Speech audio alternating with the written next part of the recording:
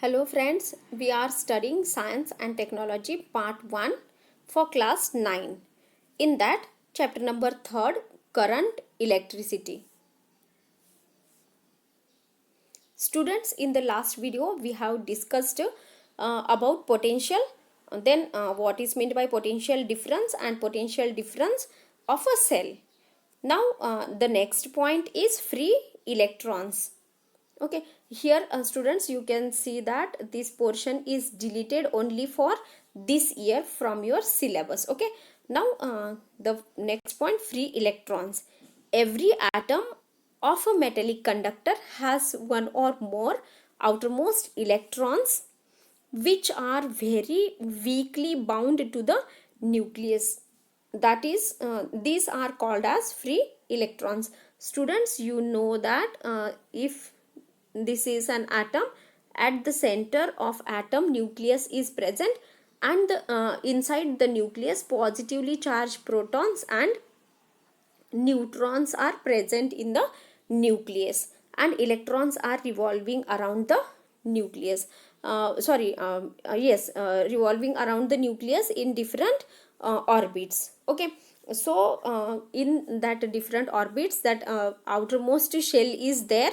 So in that outermost shell, some of the free electrons which are very weakly bound to the nucleus, and these weakly bound electrons are called as free electrons. Okay, these are called free electrons. Now as shown in the figure 3.3, these electrons can easily move from one part of conductor to its other parts. The negative charge of the electrons also gets transferred as a result of this motion. म्हणजे students, आपण last व्हिडिओमध्ये figure 3.3 discuss केलेलं होतं. तर त्याच्यामध्ये जे free electrons प्रत्येक ॲटममध्ये जे असतात, तर ते त्या कंडक्टर म्हणजे त्या फुल जे कंडक्टर आहे तर त्याच्यामध्ये from one part they move to the other part of the conductor. Okay, and the negative charge of the electrons also get transferred. म्हणजे इलेक्ट्रॉन्स जर मूव्ह होत आहेत तर इलेक्ट्रॉन्सवरती निगेटिव्ह चार्ज असतात. म्हणजेच आपण असं म्हणू शकतो की negative charge of electrons also get transferred as a result of this motion. Okay, the free electrons in a conductor are the carriers of negative charge. म्हणजेच हे जे कोणत्याही कंडक्टरमध्ये जे फ्री इलेक्ट्रॉन्स आहेत तर ते काय कंडक्ट करतात, तर निगेटिव्ह चार्ज कंडक्ट करतात. म्हणजेच निगेटिव्हली चार्जचं फ्लो ते करत असतात. Then next point, current flowing through a wire. So here in the figure 3.4, the motion of free electrons is shown. Okay, so as shown in the figure 3.4a. Okay, 3.4a, if a conducting wire is not connected to a cell, its free electrons move randomly in all directions in the space between the atoms. Students, figure A मध्ये एक conducting wire दिलेली आहे, किंवा आपण म्हणूया एक metallic conductor आहे. तर हा मेटॅलिक कंडक्टर कोणत्याही सेलच्या अक्रॉस जोडलेला नाही, म्हणजे जॉईन केलेला किंवा कनेक्ट केलेला नाही. तर त्याच्यामध्ये जे फ्री इलेक्ट्रॉन्स आहेत तर ते फ्री इलेक्ट्रॉन्स कसे मूव्ह करतात, तर they move randomly. Okay, so this is random motion of electrons in the wire. But now in figure, in the same figure, in B, motion of electrons after applying a potential difference to the two ends of the wire. म्हणजे आता 30 wire जर समजा आपण एका electric सेलच्या across join केली, connect केली, तर तिथे पोटेन्शियल डिफरन्स क्रिएट होईल. म्हणजे लोअर पोटेन्शियल डिफरन्स हा निगेटिव्ह चार्ज आहे, आणि potential higher potential difference is positive charge. So electrons lower पोटेन्शियलकडून कुठे फ्लो होतील, तर हायर पोटेन्शियल म्हणजे negative to positive electrons will flow. Okay, मग आता इथे पुढे दिलेलं आहे, when we connect the ends of the wire to the two terminals of a cell. म्हणजे इथे सेलच्या दोन टर्मिनल्सला ही जी वायर आहे किंवा कंडक्टर आहे तो जॉईन केला, तर काय होईल, being negatively charged they start. Okay, the due to the electric force acts on the electrons, being negatively charged, they start moving from negative to the positive. Okay, the electrons start flowing from negative terminal to the positive terminal. इथे direction show केलेलं आहे. Okay, इलेक्ट्रॉन्सचं. Due to the flow of this electrons current starts to flow through the wire. मग आता हे जे electrons आहेत ते फ्लो व्हायला लागतील, म्हणजेच काय होईल तर इलेक्ट्रिक करंट फ्लो व्हायला लागेल असं आपण म्हणू शकतो. This motion of electrons is irregular but there is a definite non zero value to their average velocity. आता हे जे इलेक्ट्रॉन्सचं मोशन आहे हे कसं आहे, इरेग्युलर मोशन आहे कंडक्टरच्या आतमध्ये, but there is a definite non zero value to their average velocity. पण त्यांची जी ॲव्हरेज व्हेलॉसिटी आहे ती डेफिनेटली काय आहे, नॉन झिरो आहे, म्हणजे ती झिरो नाही. Okay, now electric current. An electric current is the flow of electrons through a conductor. Quantitatively, current I is defined as the charge passing through a conductor in unit time. मग आता electric current काय आहे तर electric current is the flow of electrons through a conductor. Okay, म्हणजे इलेक्ट्रॉन्सचा flow कंडक्टरमध्ये होतो, तर याच कन्सेप्टला आपण काय म्हणतो, electric current. So electric current is defined as the charge passing through a conductor in unit time. म्हणजे एका युनिट टाईममध्ये, एका फिक्स्ड टाईममध्ये जे नंबर ऑफ चार्जेस फ्लो होतात तर त्यालाच आपण काय म्हणतो की त्या कंडक्टरचा तो काय आहे त्याच्यामध्ये करंट फ्लो होतोय. Okay, now if charge Q is flowing through cross section of a conductor in time T then the current. पहा आता करंट म्हणजे काय तर टाईम टी मध्ये चार्जेस क्यू, ओके, हे फ्लो होत आहेत क्रॉस सेक्शन वायर म्हणजेच कंडक्टरमधून, तर I is equal to Q upon T, that is current is equal to charge upon time. Then what is the unit of charge in SI units, it is coulomb. Okay, तर चार्जचं unit काय आहे, SI unit is coulomb. And what is the SI unit of current? SI unit of current is ampere. So the charge of one electron is 1.6 multiplied 10 raised to minus 19 coulomb. Okay, now what is ampere? Just we have seen that current is expressed in ampere. आपण आत्ताच पाहिलं की current हा ampere मध्ये express केला जातो, पण ampere म्हणजे काय. So ampere, 1 ampere current is said to flow in a conductor if 1 coulomb charge flows through it every second. म्हणजे 1 ampere करंट पास झाला एखाद्या कंडक्टरमधून, हे कधी म्हणणार आपण, जेव्हा 1 सेकंड टाईममध्ये 1 coulomb चार्जेस फ्लो होतील कंडक्टरमधून. Okay, so 1 ampere current is said to flow in a conductor if 1 coulomb charges flow through it every second. प्रत्येक सेकंडला जर 1 coulomb एवढे काय चार्जेस फ्लो होत असतील तर आपण 1 ampere करंट फ्लो झाला असं म्हणू. नाव एक्झाम्पल. आता तुमच्या बुकमध्ये एक सॉल्ड एक्झाम्पल दिलेला आहे पेज नंबर, टेक्स्टबुकमध्ये पेज नंबर 33 वरती. Okay, so example is given. Now in this question what is given, a current of 0.4 amperes is given, flows through a conductor for 5 minutes. How much charge would have passed through the conductor? Okay, current is 0.4 amperes, time is 4 minutes. 4 minutes मध्ये how many seconds तर 60 seconds. Okay, so 5 minutes हे convert केले आपण seconds मध्ये, that is equal to 300 seconds. Now formula, we know that charge is equal to current multiplied by time.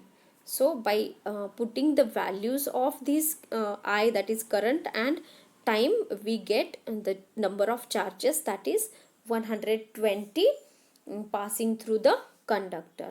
Okay, then next point, resistance and Ohm's law.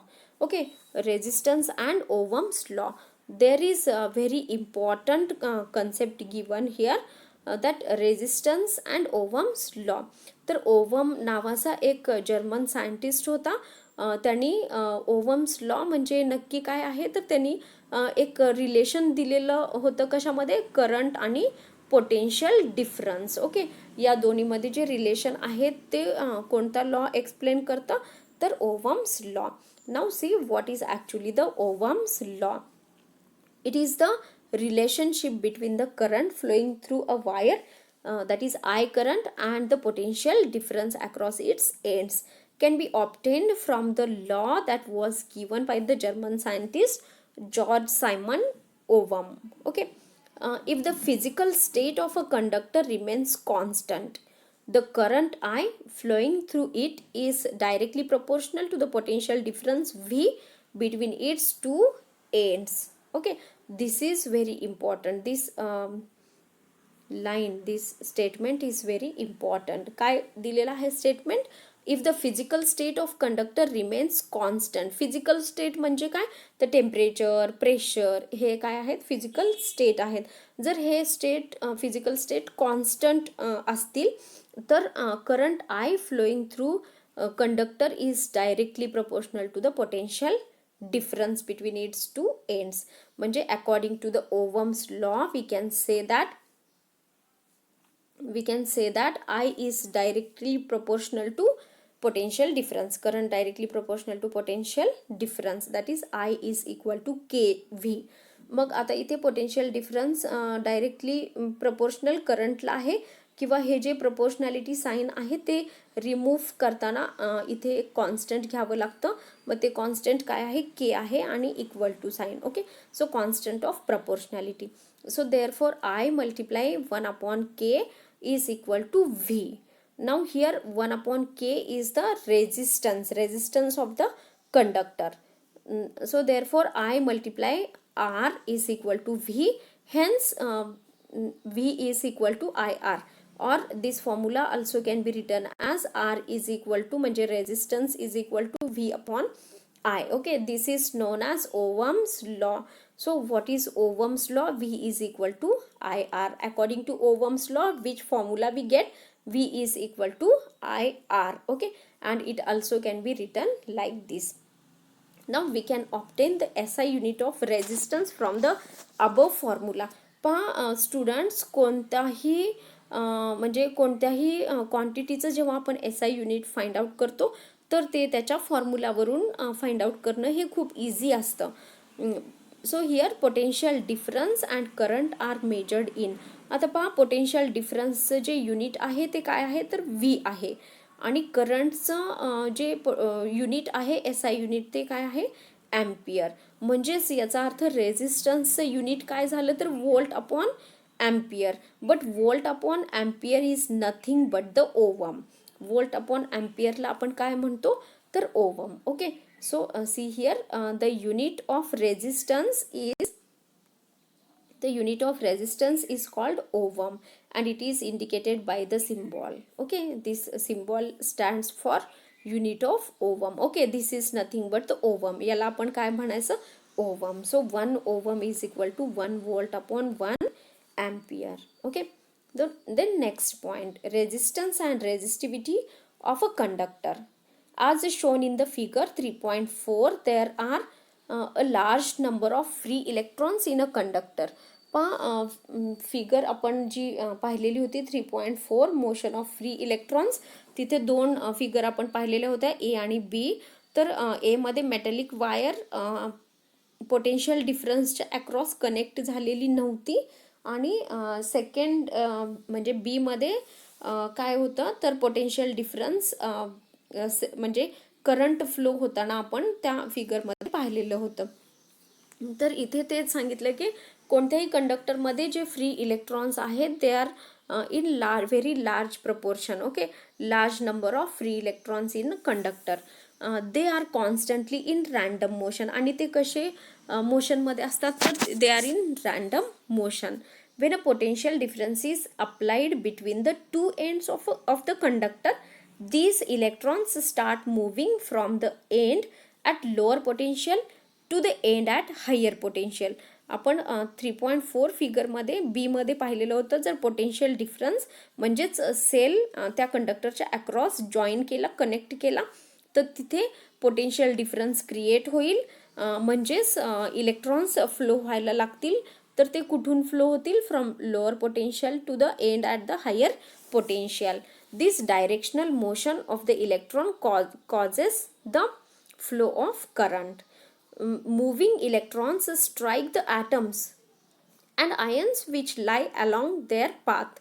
Such collisions cause hindrance to the flow of electrons and oppose the current. म्हणजे काय होईल students, जेव्हा electrons potential difference आपण त्या कंडक्टरला join करतोय sale, तेव्हा तिथे potential difference create होईल. म्हणजेच electrons start flowing from negative terminal to positive, म्हणजे इलेक्ट्रॉन्स निगेटिव्हकडून पॉझिटिव्हकडे फ्लो व्हायला सुरुवात करतील. पण ते फ्लो होत असताना त्यांच्या पाथमध्ये म्हणजे त्यांच्या मार्गामध्ये जे जे ॲटम्स येतील किंवा आयन्स येतील, तर हे इलेक्ट्रॉन्स ह्या ॲटम्स आणि आयन्सवरती स्ट्राईक होतील म्हणजे आदळतील. आणि मग सच कॉलिजन्स म्हणजे अशा प्रकारचं जे कॉलिजन होईल म्हणजे ते स्ट्राईक होण्याची जी प्रोसेस आहे, तर त्यामुळे काय होईल, hindrance to the flow of electrons, म्हणजे इलेक्ट्रॉन्सचा फ्लो होण्यासाठी डिस्टर्बन्स येईल. म्हणजे इलेक्ट्रॉन्स रेग्युलरली फ्लो होऊ शकणार नाही, म्हणजे अडथळा निर्माण होईल. अँड अपोज द करंट, आणि मग करंट पास होण्यासाठी ते अपोज होईल ही कंडिशन. धिस हिंडरन्स म्हणजेच हा जो अडथळा आहे, तर यालाच आपण काय म्हणतो, resistance of the conductor. Okay. Then next point, resistivity. At a given temperature the resistance capital R of a conductor depends on its length. पहा, कोणत्याही एखाद्या गिवन टेम्परेचरला रेझिस्टन्स कशावरती डिपेंड असतं, तर त्याच्या क्रॉस सेक्शन जो लेंथ आहे, म्हणजे एरिया तर आहे क्रॉस सेक्शन एरिया, पण म्हणजे कशावरती mainly depend, length. Okay. And secondly area of cross section, that is capital A. And the material it is made up of. Okay. म्हणजे कोणत्याही सबस्टन्सची जी रेझिस्टिव्हिटी आहे, तर कोणत्याही म्हणजे एका फिक्स्ड टेम्परेचरला, तर ही रेझिस्टिव्हिटी कशावरती डिपेंड असेल, length, area and material of the conductor. Okay. then in this same if the resistance of a conductor is R, जर कंडक्टरचा रेझिस्टन्स R असेल, तर देन मग आता आपण जे रीड केलं स्टेटमेंट त्याच्यानुसार काय आहे, तर रेझिस्टन्स कशावरती डिपेंड आहे, तर लेंथ ऑफ कंडक्टर. म्हणून R इज डायरेक्टली डिपेंड, म्हणजेच directly proportional to capital L. Okay. Also it also depends on area of cross section. Okay. Therefore, we can say that R is directly proportional to L upon A. आणि मग यावरून आपल्याला काय formula मिळेल, R is equal to rho, that is rho multiply L upon A. Okay, so this rho, that is this symbol is the resistivity. Okay, is the constant of proportionality, and it is called as resistivity of the material. The unit of resistivity in SI units is ohm meter.